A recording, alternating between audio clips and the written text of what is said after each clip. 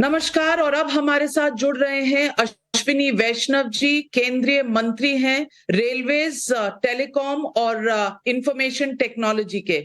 अश्विनी वैष्णव जी, आपका स्वागत है। और मैं आपसे पूछना चाहती नमस्कार। हूँ, ये जो G20 का समिट भारत में हुआ है, इसमें दो बड़े पहलू निकल कर सामने आए हैं। नंबर एक, भारत की डिजिटल परफॉर्मेंस पर बहुत बात हुई है और भारत को बहुत आगे बढ़ने के लिए लोगों ने सराहा है। और इसके अलावा जो भारत, मिडिल ईस्ट और यूरोप के बीच में एक इकोनॉमिक कॉरिडोर बन रहा है, इसकी बहुत चर्चा है। हमारे दर्शक जानना चाहेंगे कि इन दोनों अग्रीमेंट्स में महत्वपूर्ण भारत के लिए क्या रहा? दोनों के दोनों बहुत ही इम्पॉर्टेंट एग्रीमेंट्स हैं। जिस तरह से प्रधानमंत्री जी ने डिजिटल इंडिया के माध्यम से गरीब, वंचित, मार्जिनलाइज सेक्शंस को एम्पावर किया, फाइनेंशियल इंक्लूजन के साथ एक समावेशी समाज के साथ जोड़ा, उस डिजिटल टेक्नोलॉजी को, उस इंडिया स्टैक को आज विश्व भर ने एक्सेप्ट किया है। और केवल गरीब देश नहीं, केवल इमर्जिंग इकोनॉमीज नहीं, बल्कि developed countries have also accepted the power of digital India. That's why DPI, जो डिजिटल पब्लिक इंफ्रास्ट्रक्चर, जिसके तहत बहुत सारे फाउंडेशनल आर्टिफैक्ट्स और सबको मिला के एक बहुत बड़ा इंडिया स्टैक जो बनता है, इसको दुनिया भर में एक्सेप्ट किया गया। दुनिया ने इसका अनुभव किया, अनुभव करके देखा कितना शानदार, कितना अच्छा, कितना एक हार्मोनाइज्ड वे में टेक्नोलॉजी को गरीबों तक, देश जन जन तक पहुंचाने का माध्यम है। तो इसके लिए एक फ्रेमवर्क बना है। इस फ्रेमवर्क के माध्यम से, मान लीजिए यूरोप का कोई देश डिजिटल जो स्टैक है हमारा, DPI है, इसको इम्प्लीमेंट करना चाहता है, तो उसके लिए क्या चाहिए? उसके लिए कॉमन स्टैंडर्ड्स चाहिए, उसके लिए इम्प्लीमेंटेशन का मैकेनिज्म चाहिए, उसके लिए एक रेपोजिटरी चाहिए।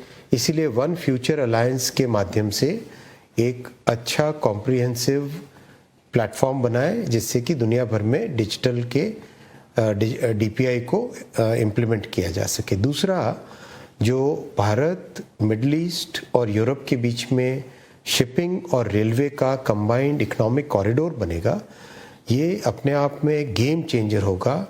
देखिए, भारत के जो वेस्ट कोस्ट के पोर्ट्स हैं, गुजरात के पोर्ट्स, महाराष्ट्र, गोवा, कर्नाटक और केरल के पोर्ट्स, इन सब पोर्ट्स से मिडल ईस्ट के पोर्ट्स तक शिपिंग के जरिए से सामान जाए, और मिडल ईस्ट के पोर्ट से UAE और सऊदी अरेबिया के पोर्ट से इसके बाद में रेलवे कॉरिडोर बने, जो कि जॉर्डन होते हुए यूरोप तक जाए।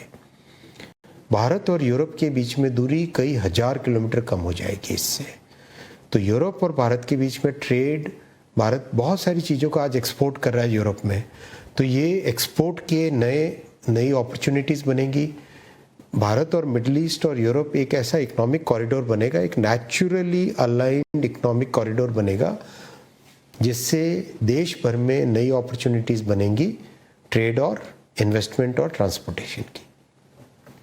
बहुत से लोगों का ये सवाल है कि क्या ये कॉरिडोर, चीन का जो कॉरिडोर जा रहा है जो पाकिस्तान के थ्रू, इसका जवाब है? क्योंकि कोई भी चीज आर्थिक लेवल पर तो उसका काम होता है, लेकिन जियो पॉलिटिक्स में भी उसकी एक जगह होती है। इस पर आप क्या कहेंगे?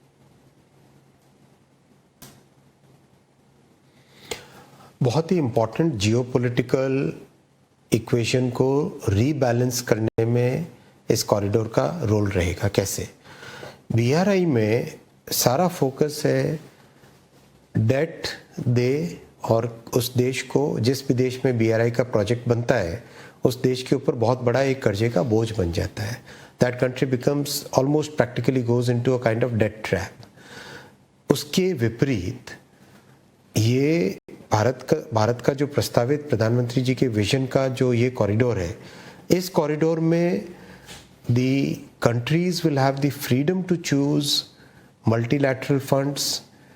It will be a very consultative mechanism.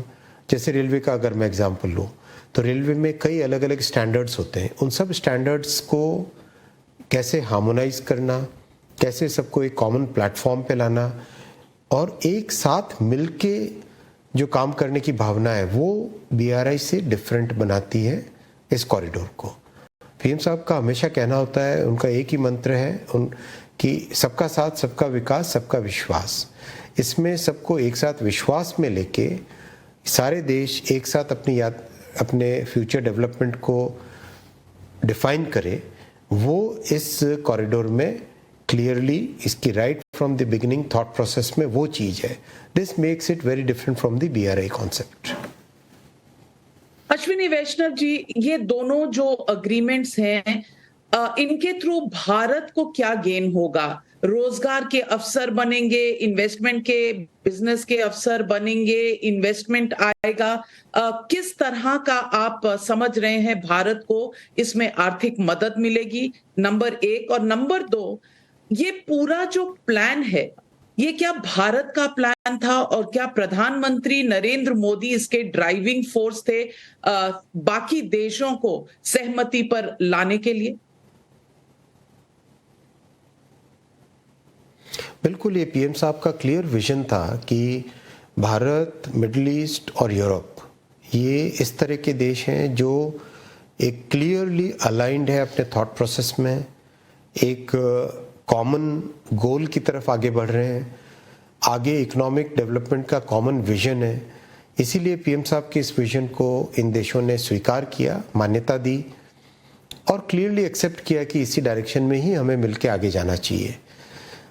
इसीलिए ये जियोपॉलिटिकल पॉइंट ऑफ व्यू से भी बहुत इम्पॉर्टेंट है कि पीएम साहब के बनाए हुए विजन को दुनिया कितनी सहज तरीके से एक्सेप्ट कर रही है और बहुत सारी इससे अपॉर्चुनिटीज़ क्रिएट होगी। जब देखिए, भारत को जब एक ट्रस्टेड पार्टनर की तरह एक्सेप्ट किया जाता है तो दुनिया भर से मैन्युफैक्चरिंग भारत की तरफ शिफ्ट होती है। एप्पल का एग्जाम्पल बहुत अच्छा एग्जाम्पल है। एक एक फैक्ट्री में 10,000 लोग एक साथ काम करते हैं और जिस तरह से ग्रोथ हो रही है, एक एक फैक्ट्री में एक साथ 22,000, 25,000 लोग काम करेंगे। तो उस तरह से नए रोजगार के अवसर पैदा होते हैं, नई अपॉर्चुनिटीज़ खुलती हैं, नई फैक्ट्रीज लगती हैं। ये तब संभव हो पाता है जब देश को सारी दुनिया एक्सेप्ट करती है एज अ ट्रस्टेड पार्टनर। और ये पीएम साहब की विश्वसनीयता, उनकी एक्सेप्टेबिलिटी, उनके विजन को दुनिया ने जो स्वीकार किया, ये उसकी उपलब्धि है। अश्विनी वैष्णव जी, बाहर के मुल्कों से और तमाम जो लीडर्स आए थे पूरे विश्व से, उन सब ने बहुत सराहना की है प्रधानमंत्री नरेंद्र मोदी की। लेकिन हमारे देश में कुछ ना कुछ विपक्षी दल ऐसे हैं जो कहीं ना कहीं कोई ना कोई गलती ढूंढते रहते हैं और ढूंढ ही लेते हैं, उसको उजागर करते रहते हैं। आज विपक्ष को आपका क्या मैसेज रहेगा?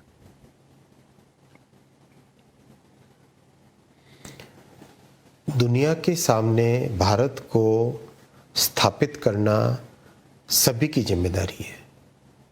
दुनिया के सामने भारत की एक वॉइस बने, वो वॉइस दुनिया सुने, एक्सेप्ट करे, समझे, ये सबकी जिम्मेदारी है।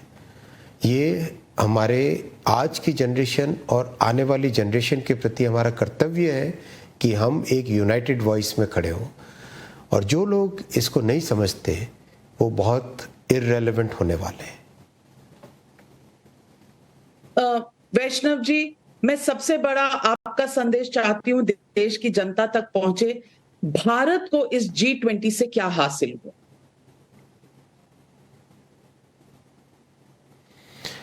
G20 में भारत की सफलता से दुनिया भर में भारत को एक एक्सेप्टेंस, एक नया स्थान मिला, एक ट्रस्टेड पार्टनर का स्टेटस मिला, जिससे दुनिया भर से मैन्युफैक्चरिंग, दुनिया भर से टेक्नोलॉजी के माध्यम से, इन्वेस्टमेंट के माध्यम से भारत की वॉइस को दुनिया भर में एक्सेप्ट किया जाता है। इससे बहुत सारी नई अपॉर्चुनिटी मिलेंगी, रोजगार के नए अवसर बनेंगे, नए फैक्ट्रीज खुलेंगी, नए प्रोजेक्ट्स आएंगे।